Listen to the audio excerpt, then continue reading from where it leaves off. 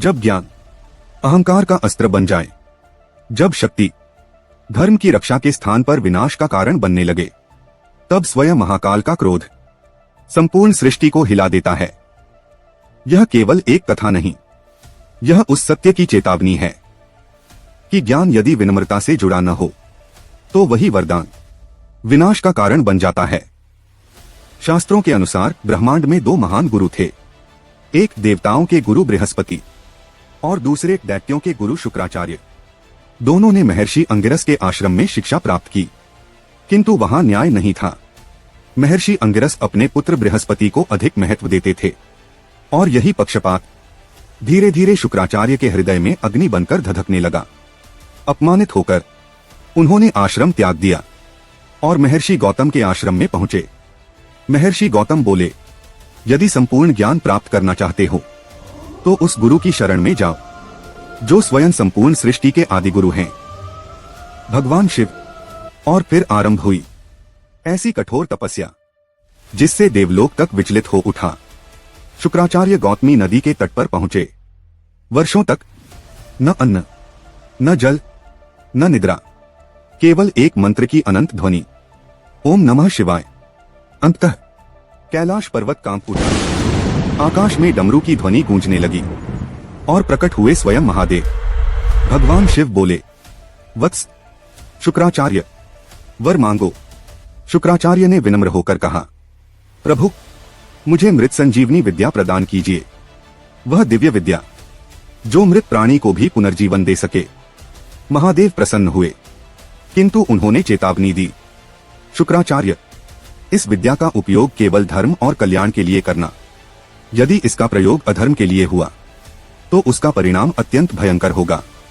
किंतु समय बीतता गया और वही वरदान संपूर्ण सृष्टि के लिए संकट बन गया। अब प्रत्येक युद्ध में मारे गए दैत्य पुनः जीवित हो जाते। देवता जितना युद्ध करते, असुरों की सेना उतनी ही बढ़ती जाती। धीरे धीरे दैत्यों का अहंकार आकाश छूने लगा, धर्म डगमगाने लगा और स्वर्ग भय से कांप उठा। अंततः सभी देवता महादेव के श्री चरणों में पहुंचे। प्रभु, आपकी प्रदान की हुई विद्या का दुरुपयोग हो रहा है। यदि यह क्रम चलता रहा तो अधर्म संपूर्ण सृष्टि को निगल जाएगा। यह सुनते ही महादेव के तृतीय नेत्र में अग्नि प्रज्वलित हो उठी। संपूर्ण कैलाश कांप उठा, नंदी भयभीत हो गए, माता गंगा का प्रवाह थम गया और उसी क्षण आरंभ हुआ महाकाल का प्रचंड क्रोध। शुक्राचार्य समझ चुके थे कि अब स्वयं महाकाल उनके पीछे हैं। उन्होंने लोकांतर में छिपने का प्रयास किया, किंतु महादेव से भला कौन बच सकता है। अचानक आकाश विदीर्ण हो उठा, भयंकर गर्जना होने लगी और भगवान शिव ने अपना विराट मुख खोल दिया। अगले ही क्षण दैत्य गुरु शुक्राचार्य महादेव द्वारा निगल लिए गए। चारों ओर केवल अंधकार था, अग्नि थी और मृत्यु का भय। शुक्राचार्य का श्वास रुकने लगा, उनका समस्त अहंकार चूर्ण हो चुका था।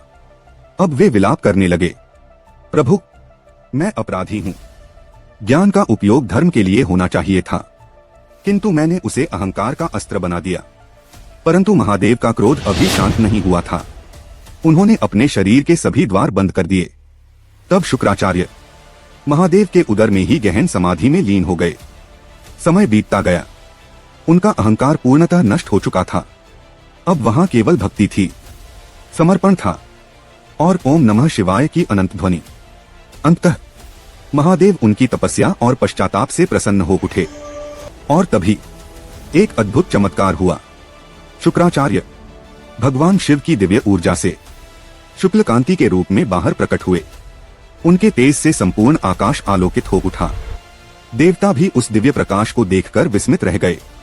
और तभी दैत्य गुरु शुक्राचार्य आकाश मंडल में शुक्र ग्रह के रूप में स्थापित हो गए। अब वे केवल दैत्यों के गुरु नहीं रहे, वे शिव पार्वती के पुत्र समान हो चुके थे। उस दिन शुक्राचार्य यह समझ चुके थे कि शक्ति और ज्ञान का वास्तविक मूल्य तभी है जब उनका उपयोग धर्म और लोक कल्याण के लिए किया जाए, क्योंकि अहंकार से प्राप्त विजय अंततः विनाश का ही कारण बनती है। अगर स्टोरी पसंद आए तो कृपया स्टोरी को लाइक, सब्सक्राइब, फॉलो और शेयर जरूर करें। धन्यवाद।